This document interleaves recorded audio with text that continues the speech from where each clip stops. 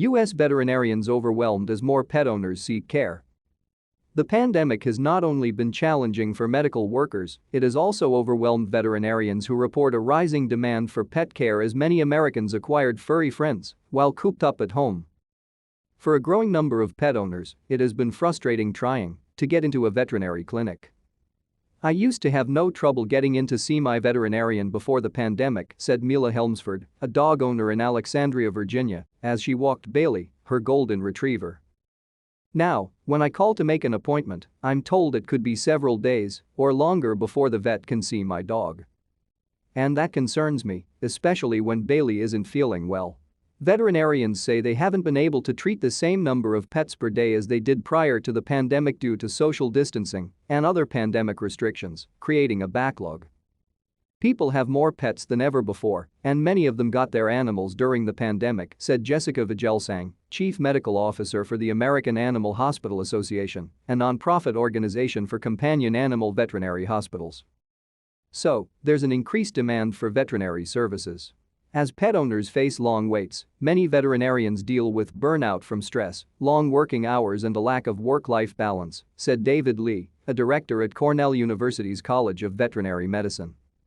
"Some of them are reducing their work hours or leaving the profession entirely because they're so frustrated," he said.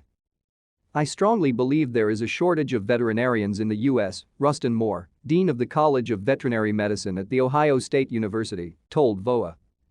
"I've heard many veterinarians say they are having a difficult time trying to hire the veterinarians they need for their practices. The veterinarian shortage is acute and chronic," said Mark Cushing, founder and CEO of the Animal Policy Group, an organization that focuses on animal care. Others believe there is no actual scarcity, only a perception of one. "I think there is this perception of a shortage because pet owners can't see their veterinarian as quickly as they would like to right now," said Jose Arce, president of the American Veterinary Medical Association, an organization representing more than 90,000 veterinarians in the U.S. Arce said his organization's data doesn't reflect a shortage. Despite challenges within the profession, interest in becoming a vet has not waned, according to Moore at Ohio State. "If anything," he said, "there are not enough veterinary training colleges to meet demand," noting that applications have gone up significantly from people who are highly qualified. One of the newest programs is the University of Arizona's College of Veterinary Medicine, which had its first class last year.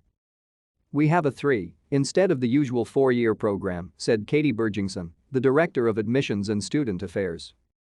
"This means we can get our graduates into the workforce faster, especially into communities where veterinarians are really needed.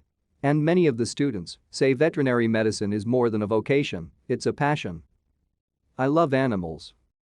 They bring me so much joy," said Deanira Smith, a 26-year-old veterinary student who aims to teach people how to take better care of their animals. Animal Policy Group's Cushing believes veterinary practices need to be more efficient and ready for a new normal of high demand and high expectation. "Millennials now own 60% of all pets, and they're demanding a higher level of services, including medical advice," he said. "They can be more hands-on with their animals." Arce, with the American Veterinary Medical Association, sees remote telehealth continuing to blossom at animal clinics, as well as better use of technicians to assist overworked vets.